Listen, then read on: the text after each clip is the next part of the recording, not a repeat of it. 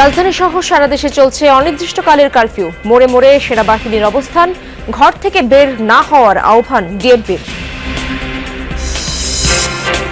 মিয়ানমারের অভ্যন্তরীণ সংঘাতে আবারও রোহিঙ্গা অনুপ্রবেশের শঙ্কা। আন্তর্জাতিক পদক্ষেপ ছাড়া সংকট সমাধান অসম্ভব বলছেন বিশ্লেষকরা। আরাকান আর্মি কন্টিনিউয়াসলি আরাকানের যেটা রাখাইন রাজ্যের বিভিন্ন জায়গা দখল করে নেয়, তখন রোহিঙ্গাদের জন্য একটা অস্তিত্বের সংকট তৈরি হবে। চলমান পরিস্থিতিতে লাগামহীন পণ্যমূল্য, আয়ের তুলনায় ব্যয় বেশি, অজুহাত ট্রাক ভাড়া বৃদ্ধি আর সরবরাহ ব্যবস্থার সংকট।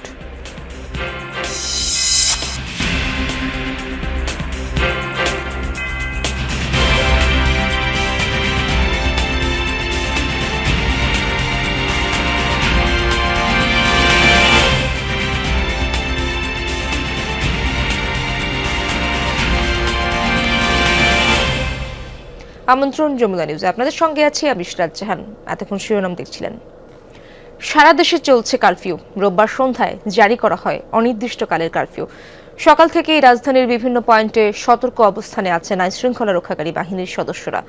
রাজধানীর বিভিন্ন গুরুত্বপূর্ণ পয়েন্টে বাড়ানো হয়েছে সেনাবাহিনীর টহল এবং চেকপোস্ট। এর আগে রোববার এক সংবাদ বিজ্ঞপ্তিতে সবাইকে কারফিউ মেনে চলার আহ্বান জানায় স্বরাষ্ট্র মন্ত্রণালয়। বলা হয়, জানমালের নিরাপত্তার স্বার্থেই কারফিউ জারির সিদ্ধান্ত নেওয়া হয়েছে।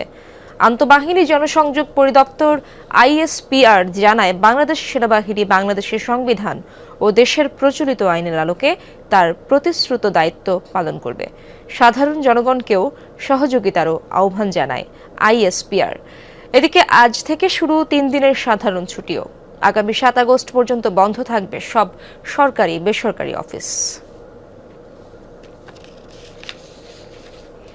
এদিকে কারফিউ চলাকালে ঘর থেকে বের না হওয়ার অনুরোধ জানিয়েছেন ডিএমপি কমিশনার হাবিবুর রহমান। আইন অমান্য করলে কঠোর ব্যবস্থা নেওয়া হবে দেন এই হুঁশিয়ারিও। তিনি দাবি করেন, এখন যারা রাজপথে হামলা ভাঙচুর করছে তারা সন্ত্রাসী ও জঙ্গি।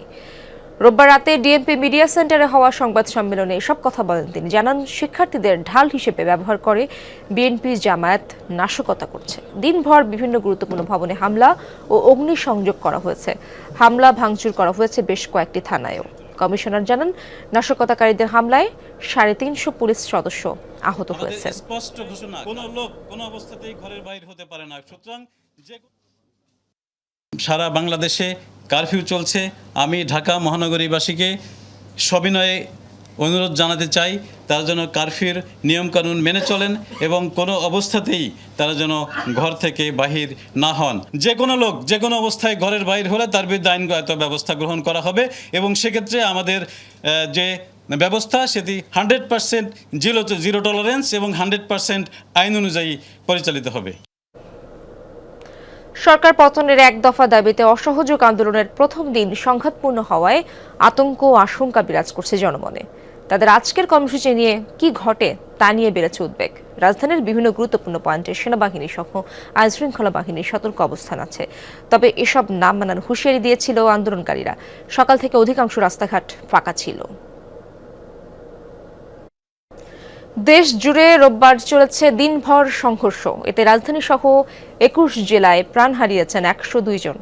নিহতদের মধ্যে রয়েছেন সিরাজগঞ্জে 13 পুলিশ সহ 24 জন, কুমিল্লায় নিহত 1 পুলিশ সহ 3 জন রয়েছেন। এছাড়া ঢাকায় 10, লক্ষ্মীপুরে 11, নরসিংদীতে 6, কিশোরগঞ্জে 6, ফেনীতে 8, শেরপুরে 5 এবং মাগুরা, সিলেট ও রংপুরে 4 জন করে প্রাণ হারিয়েছেন। রাজনৈতিক পরিচয় বিবেচনায় নিহতের তালিকায় থাকাদের মধ্যে অন্তত 25 জন আওয়ামী লীগ ও সহযোগী সংগঠনের নেতাকর্মী, বিএনপির 5 জন, শিক্ষার্থী অন্তত 15 জন ও বাকিরা সাধারণ আন্দোলনকারী ও পথচারী।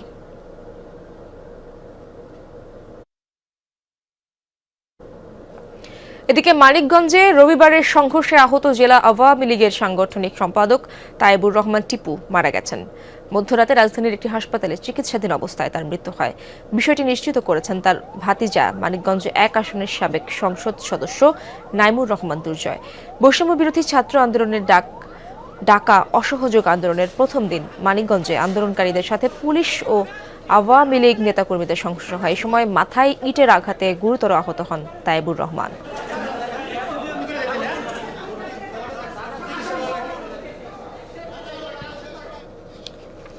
সারা দেশে বলবৎ কারফিউ, গুরুত্বপূর্ণ পয়েন্টগুলোয় সতর্ক অবস্থানে রয়েছে সেনা সদস্যরা। ফেরির আরো খবর জানিয়েছেন আমার সহকর্মী আরিফুর রহমান।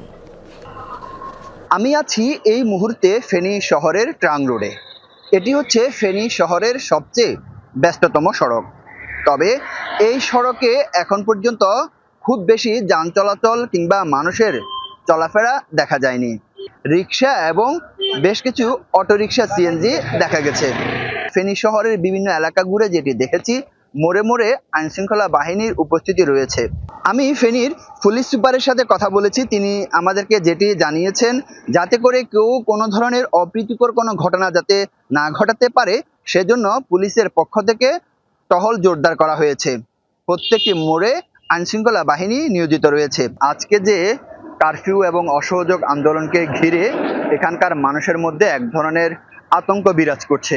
অন্যদিকে হচ্ছে যারা রাস্তায় বেরিয়েছে এবং কি যারা ছোট ছোট পরিবহন নিয়ে রাস্তায় বেরিয়েছে, এই মানুষগুলো একান্তই পেটের দায়ে বেরিয়েছে এবং কি তারা যেটি জানিয়েছেন, যদি তারা রাস্তায় যদি বের না হয় তাহলে তাদের পেটে ভাত জুটবে না। আক্ষেপ যেটি বলছে, যদি এভাবে যদি চলতে থাকে তাহলে দিনমজুর, হকার এবং নিম্ন আয়ের যে মানুষগুলো রয়েছে তাদের না খেয়ে থাকতে হবে। এ সকল সমস্যার দ্রুত সমাধান চান ফেনীর বাসিন্দারা। আরিফুর রহমান, যমুনা নিউজ, ফেনী। এত বড় দুর্যোগেও ওই বাড়িগুলি দাঁড়িয়ে আছে কোন শক্তিতে? সেজন্য প্রয়োজন উচ্চ শক্তির নির্মাণ সামগ্রীর ব্যবহার, যেমন জিপিএইচ কোয়ান্টাম B600DR, বাংলাদেশের উচ্চ শক্তি সম্পন্ন একমাত্র রড। মিয়ানমারের অভ্যন্তরীণ সংঘাতে আবারও রোহিঙ্গা অনুপ্রবেশের শঙ্কা তৈরি হয়েছে। এরই মধ্যে কক্সবাজার টেকনাফের ক্যাম্পগুলোয় বেশ কিছু রোহিঙ্গা প্রবেশের তথ্য পাওয়া গেছে। সীমান্তে অপেক্ষায় আছে আরও অনেকে। আন্তর্জাতিক তৎপরতা ছাড়া এই সমস্যার সমাধান সম্ভব নয় বলে মনে করেন বিশ্লেষকরা। কক্সবাজার টেকনাফ সীমান্ত ও রোহিঙ্গা সমস্যা নিয়ে রিয়াজ রায়হানের ধারাবাহিকের আজ থাকছে তৃতীয় পর্ব। ক্যামেরায় ছিলেন লুৎফর রহমান, সঙ্গে ছিলেন আরেক সহকর্মী এহসান আল কুতুবী। সংঘাতময় এক পরিস্থিতিতে মিয়ানমার থেকে বাংলাদেশমুখী রোহিঙ্গাদের ঢল। সালটা 2017, 5 লাখের সংখ্যাটা এখন প্রায় 1.5 মিলিয়নের ঘরে।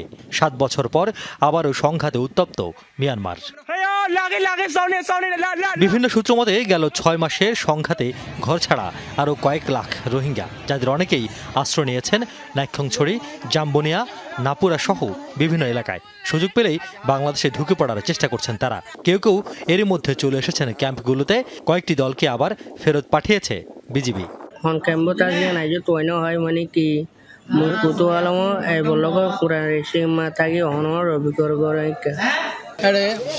নিরাপত্তা নাই হিসাবে জানি পারি যেসুলত আন্তর্জাতিক সেফগুলো দিব, যেসুলত যেগুলো দিব আর এখন যাই পারলা বাধ্যকতা। বড় যুদ্ধ কি আর কেন জবিনের মাঝে চলা সৰু আর রোহিঙ্গা বাই ব্রাদার কল আছে ইনরে ডেইলি কাদা কুম খতম করে দে খারুয়াই হিনর ওর চলের বেশা বেশি মারি ফেলের। আর দেখুন আছে মানুষ শুনে তাই না পারে, তো এই কারণে দুনুতর বর্তন বেশি মারা ধরা করে নতুন করে রোহিঙ্গা অনুপ্রবেশ নিয়ে রীতিমতো আতঙ্কে স্থানীয়রা। রোহিঙ্গা প্রতিরোধ কমিটির নেতারা জানান, নতুন করে জনস্রোত ঠেকাতে সব পক্ষের সঙ্গে সমন্বয় করে কাজ চলছে। একটা রোহিঙ্গাও নতুন করে এখানে কি করতে না পারে, বাংলাদেশে অনুপ্রবেশ করতে না পারে, সেই দিয়ে আমরা সবসময় সতর্ক রয়েছি। সামনের দিনেও আমরা সতর্ক থাকবো। তবুও আমি যেটা মনে করি, আমাদের চাইতে যারা ওখানে সীমান্তে যারা দায়িত্ব রয়েছে, বিশেষ করে বিজিবি, তাদেরকে আরও আন্তরিকভাবে রোহিঙ্গারা যাতে কোনোভাবে বাংলাদেশে অনুপ্রবেশ করতে না পারে সেটিভাবে তাদেরকে আরও কঠোর ব্যবস্থা নিতে হবে, সেটি আমাদের সবসময় দাবি থাকবে। স্থল ও জলসীমা দিয়ে অনুপ্রবেশ রোধে সীমান্তে টহল জোরদার করেছে বিজিবি, যদিও এ নিয়ে ক্যামেরার সামনে কথা বলতে রাজি হননি কেউই। বিশ্লেষকরা বলছেন, ঘটনার পরিক্রমায় 2017 সালের পুনরাবৃত্তি ঘটলে পরিস্থিতি মোকাবেলা করা কঠিন হবে বাংলাদেশের। মংডুতে একটু বড় ধরনের রোহিঙ্গা সেটেলমেন্ট আছে, তো অনুমান করা যায় যদি মিয়ানমারের সামরিক জান্তা এবং আরাকান আর্মির মধ্যে এই লড়াই কন্টিনিউ হয় এবং আরাকান আর্মি কন্টিনিউয়াসলি আরাকানের মানে যেটা রাখাইন রাজ্যের বিভিন্ন জায়গা দখল করে নেয়, তখন রোহিঙ্গাদের জন্য একটা অস্তিত্বের সংকট তৈরি হবে। তখন তারা বাধ্য হয়ে বাংলাদেশে আসার চেষ্টা করবে, কারণ ইন্টারন্যাশনালি যারা রিফিউজি হয়েছে এরকম ইতিহাস বলে, রিফিউজি হওয়ার জন্য অর্থাৎ অ্যাসাইলাম সিকার অর্থাৎ তার আশ্রয় প্রার্থীরা সবসময় তার নিকটস্থ বর্ডারটা ক্রস করে। তাই বাংলাদেশ সীমান্তে মানব ঝল রুখতে স্থলের চেয়ে জলভাগে বেশি নজর রাখার পরামর্শ বিশেষজ্ঞদের। 2017 সালে এই নাফ নদীকে ব্যবহার করেই মিয়ানমার থেকে সবচেয়ে বেশি সংখ্যক রোহিঙ্গা প্রবেশ করেছে বাংলাদেশে।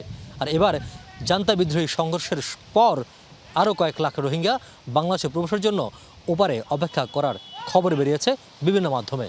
যদিও বিজিবি এবং কোস্ট গার্ডের পক্ষ থেকে সতর্ক প্রহরা রয়েছে সীমান্ত অঞ্চলে, তবে শেষ পর্যন্ত এই ঢল ঠেকানো আদৌ যাবে কিনা সেটি এখন বড় প্রশ্ন। রিয়াজ রায়হান, যমুনা নিউজ, শাহপুরী দ্বীপ, টেকনাফ, কক্সবাজার। সাধারণ মানুষের নাগালে নেই পণ্য মূল্য, আয়ের তুলনায় ব্যয় বেশি, সরবরাহ ব্যবস্থা অথবা ট্রাক ভাড়া বৃদ্ধির অজুহাতে নতুন করে বাড়ছে দাম। এমনিতেই কয়েক বছর ধরে চলমান উচ্চ মূল্যস্ফীতি তার উপর সংঘাত পরিস্থিতি তৈরি করেছে আতঙ্ক। ব্যবসায়ীরা বলছেন অভ্যন্তরীণ কিংবা আমদানি সব ধরনের পণ্যের যোগান কমেছে, তাই দাম বৃদ্ধির বিকল্প নেই। ভোক্তারা বলছেন চলমান পরিস্থিতিতে আয় কমেছে, কুলিয়ে ওঠা যাচ্ছে না। এদিকে মূল্যস্ফীতি বিবেচনায় ঝুঁকিপূর্ণ দেশের তালিকায় রয়েছে বাংলাদেশ। গেল 8 থেকে 10 দিন ধরেই নাগালের বাইরে ছিল সবজির বাজার। কেজিতে দাম বাড়ে 30 থেকে 40 টাকা। অজুহাত ছিল যোগান কম থাকায় এই মূল্যবৃদ্ধি। সবজির উত্তাপ এখন কিছুটা কমলেও বেড়েছে ডিম, চাল, তেল, ব্রয়লার মুরগি সহ বেশ কয়েকটি পণ্যের দাম। সংঘাতের সঙ্গে এখন নতুন অজুহাত, বৈরী আবহাওয়া। সুযোগ নিয়ে বাড়িয়ে দেওয়া হচ্ছে পণ্যের দাম। কিনতে গিয়ে হাসপাস অবস্থায় সীমিত আয়ের মানুষ, আয় না বাড়লেও বাড়ছে ব্যয়। ইচ্ছা করলো পট করে দাম বাড়াই দিল এবং তাদেরকেও কোনো বলার বা বোঝার বা ওদের মনিটরিংয়ের কেউ কি আছে বা থাকলেও সেটা কার্যকর কিনা সেটাই আমরা বুঝতে পারি না।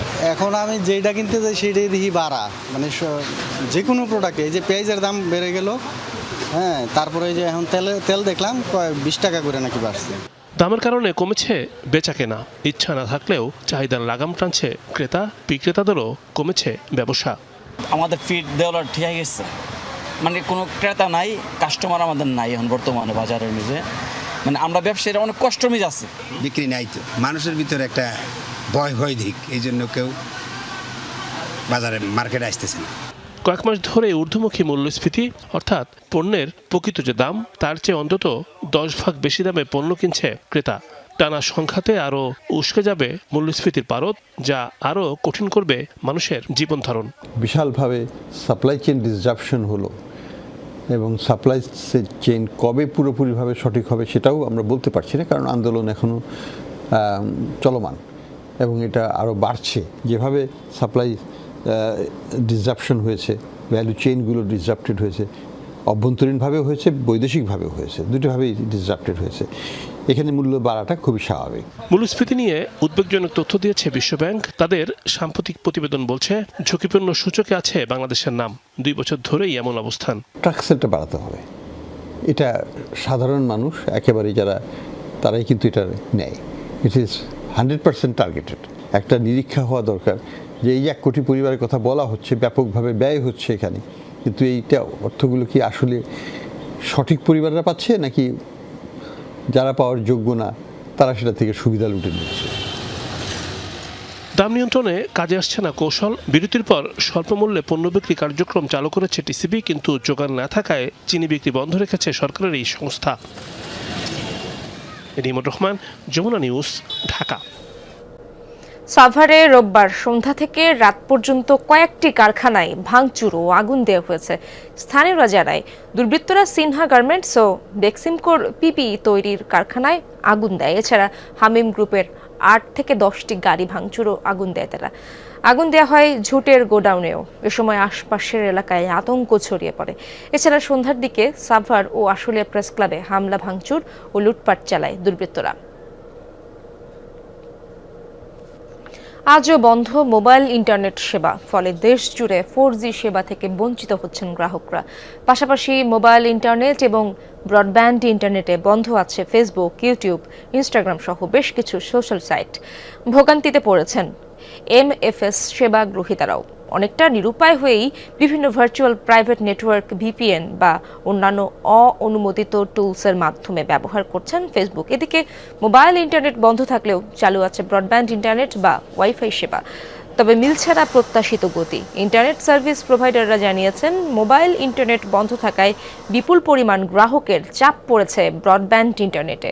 রোববার দুপুর 1:45টার পর থেকে পর্যায়ক্রমে দেশের সবকটি অপারেটরের ইন্টারনেট সেবা বন্ধ হয়ে যায়। শুধু 2G'র মাধ্যমে ভয়েস কল সেবা চালু রয়েছে। মার্কিন প্রেসিডেন্ট নির্বাচনে রানিং মেট নির্বাচনে সম্ভাব্য ডেমোক্র্যাট প্রার্থীদের সাথে সাক্ষাৎ করলেন কমলা হ্যারিস। রোববার অন্তত 3 রাজনীতিকের সাথে বৈঠক করেন তিনি। আগামী 19 আগস্ট শিকাগোয় শুরু হবে ডেমোক্র্যাট ন্যাশনাল কনভেনশন। দলীয় বিধি অনুযায়ী তার আগেই রানিং মেট নির্বাচন করতে হবে কমলাকে। সিবিএস নিউজের তথ্য অনুযায়ী সংক্ষিপ্ত তালিকায় আছে 5 জন। এদের মধ্যে পেনসিলভানিয়ার গভর্নর জর্জ শ্যাপিরো, অ্যারিজোনার সিনেটর মার্ক কেলি ও মিনেসোটার গভর্নর টিম ওয়ালজের সাথে কমলা সাক্ষাৎ করলেন। সম্ভাব্য অপর 2 প্রার্থী কেনটাকির গভর্নর অ্যান্ডি বেশায়ার ও পরিবহন মন্ত্রী পিট বুটিকেক। হ্যারিকেনে রূপ নিয়েছে ঘূর্ণিঝড় ডেবি। ঘন্টায় 65 কিলোমিটার বেগে ছুটে যাচ্ছে বিগ বেন্ডের দিকে।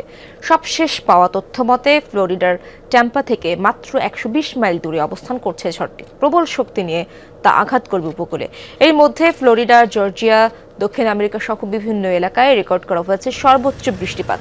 বিদ্যুৎ বিচ্ছিন্ন পড়েছে 30,000-এর বেশি মানুষ। ধারণা করা হচ্ছে ঝোড়ো বাতাসের বেগ বাড়তে পারে প্রায় 85 কিলোমিটার পর্যন্ত। তৈরি হতে পারে প্রবল জলোচ্ছ্বাসও। 10 ফুটের বেশি উচ্চতায় উঠতে পারে জলোচ্ছ্বাস, শঙ্কা আবহাওয়া দপ্তরের।